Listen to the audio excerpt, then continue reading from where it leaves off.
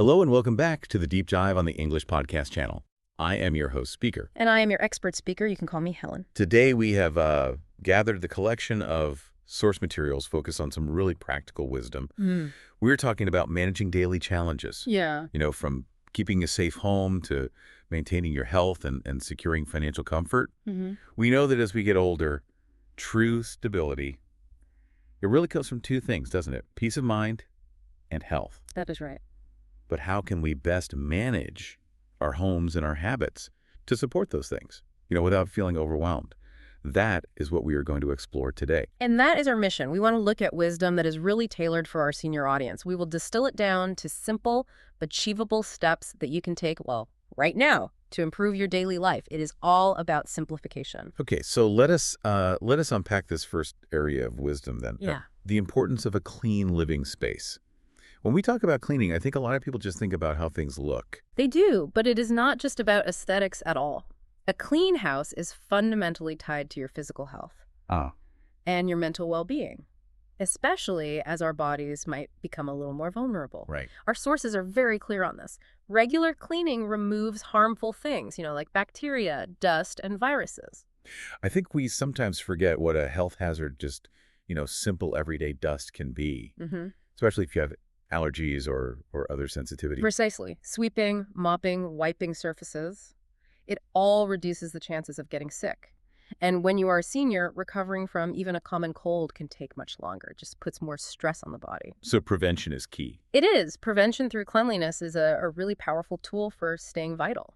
And what about the mental side of it? I know for me personally, when my desk is cluttered, I just feel less focused.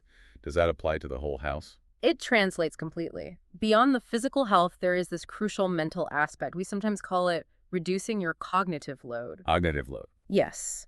When your home is messy, your brain is sort of always processing that disorder in the background. It can lead to stress, maybe some anxiety. A tidy space, on the other hand, it helps you feel calm. It gives you a sense of control and peace. A sense of control. That is a wonderful way to put it. So if we agree a clean house is the goal, what are the most useful, easy-to-follow steps we found? We need simple plans, right? Not these marathon cleaning sessions. The materials suggest a few excellent actions that are all about consistency, not brute strength. First, and this is so important, make a plan. Okay. Do not try to clean the entire house at once. That just leads to burnout. You want to break big tasks into smaller chores, so instead of clean the kitchen, you might list out wash dishes, wipe the counter, and sweep the floor. Each one takes maybe 10 minutes. That makes it feel much more achievable, doesn't it? It turns this huge job into just a few small errands. It does. And second, always remember this one. Start top to bottom. The classic advice. It works. Dust your shelves and furniture first, then wipe down counters, and you clean the floor last. That way, gravity is working with you. The beat falls down, and you only have to clean the floor once. Very efficient. Now, the third step is often the hardest one for people, I think, especially if you've lived in your home for many years. Decluttering. It is very challenging. It really is, because it involves emotional attachments. But decluttering is crucial for two big reasons: organization and safety. The sources advise getting rid of items you really do not need. Old papers, broken things, clothes you have not worn in years. Let me just push back on that for a second. How do we balance that with saving, important family items, things with real sentimental value? That is an excellent point. The goal is not minimalism. It is safety and it is functionality. The best strategy suggested is to dedicate a single specific area, maybe a memory box or just one closet, for only those sentimental items. I see. Everything else has to serve a purpose, or it should probably go. This focused approach really improves organization and, most importantly, safety. And that safety focus it is absolutely vital, isn't it? Especially for older people. Is the most critical element. A messy house can be so dangerous. Our sources stress that removing hazards like shoes, loose rugs, electrical cords on the floor, it helps prevent slips and falls. And preventing a fall is far, far easier than recovering from one. Absolutely. And the last step you mentioned, that one is about community. Yes. The fourth step is to involve everyone. Cleaning is not just one person's job. If you live with family or you have regular visitors, you should ask everyone to contribute. Even small things make a big difference. Now, this next part is, it is really interesting because it connects our daily health habits directly to long-term comfort. We have materials discussing smoking and quitting, We need to look at this without judgment, but with a very clear eye on the physical impact, particularly as we age. The source materials are very strong on this. Smoking damages the body over time, and the older you get, the harder that damage is to repair.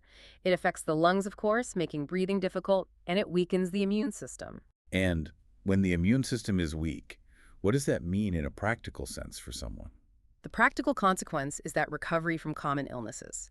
A simple cold, a bad flu. It just takes much longer. Your body has to spend so much more energy trying to heal. And on top of that, smoking forces the heart to work harder, which increases the risk of heart disease. And the sources also highlight the connection to physical appearance. They do. Smoking reduces the oxygen that gets to your skin. This can make the skin look dull. It causes wrinkles to appear sooner. But more medically significant is that wounds actually heal more slowly.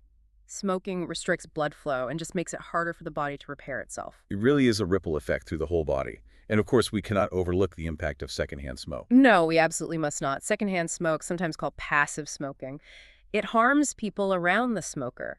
This is especially true for children and other older people who are at a much higher risk of serious health problems when they breathe it in. And then there's the elephant in the room, the financial cost. This is such a crucial point. The financial cost is.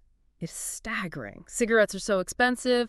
The sources point out that people spend thousands and thousands of dollars over the years, money that could be used for, food, home repairs, savings. And when you actually look at the numbers, the lifetime cost of a pack-a-day habit, it is just staggering, isn't it? It is. You are looking at enough money to potentially pay off a mortgage or fund a very comfortable emergency reserve. Such a huge sum. Now, for people who do decide to stop, the materials gave us some very clear vocabulary for the different ways to quit. So let us just clarify those. Absolutely. If someone says they want to cut down, that means they plan to smoke less. Maybe they go from 10 cigarettes a day down to 3.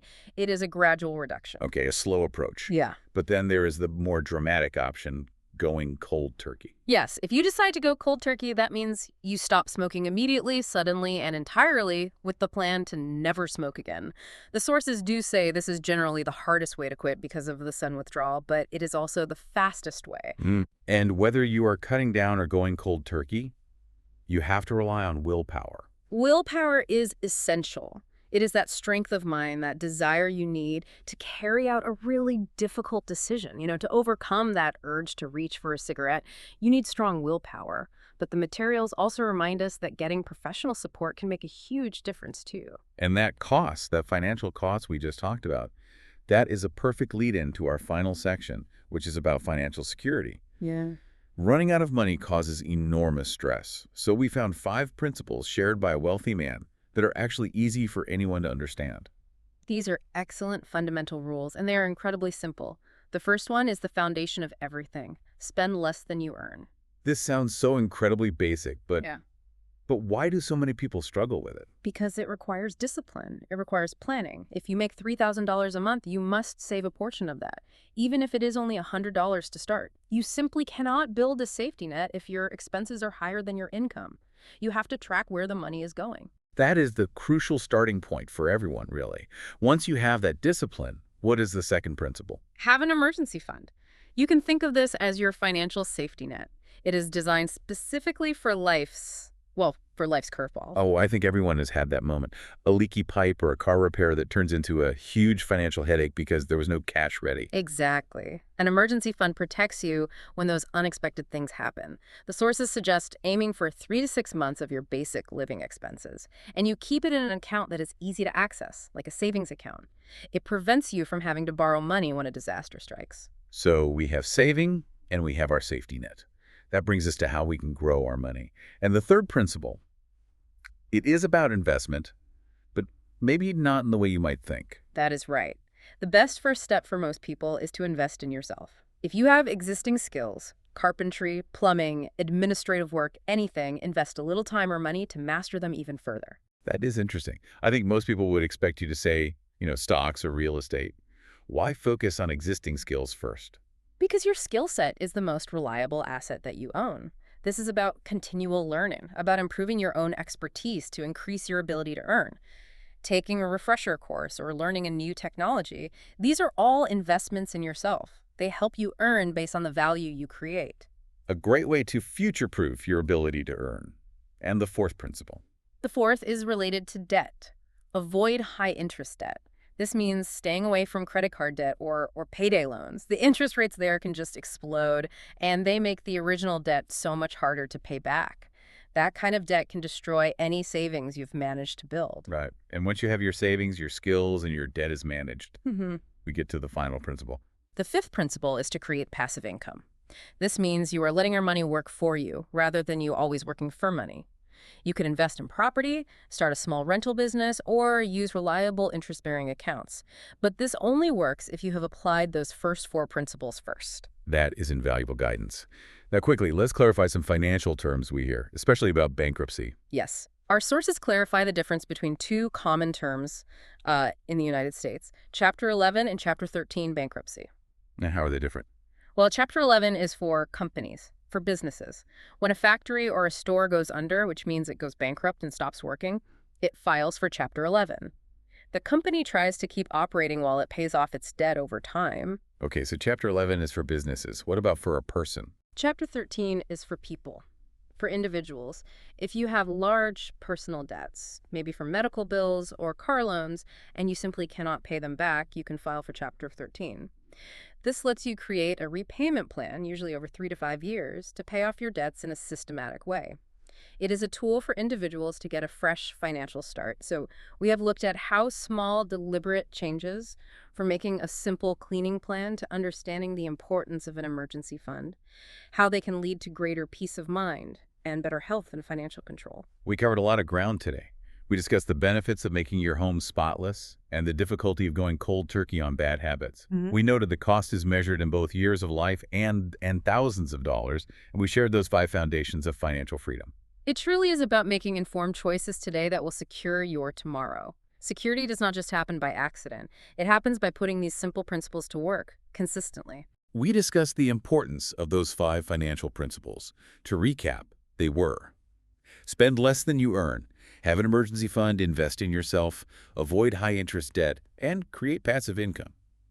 So here is a final thought for you. Which of those 5 financial principles could you implement today to secure your tomorrow? Perhaps it is just setting up a small automatic transfer for an emergency fund, or maybe just making a simple cleaning plan for the kitchen. Think about that one thing you can start working on right now. And if you found this deep dive helpful, please be sure to like, share, and subscribe to the English Podcast channel. Your support helps us bring more practical wisdom right to you. Thank you for listening. We will talk to you next time.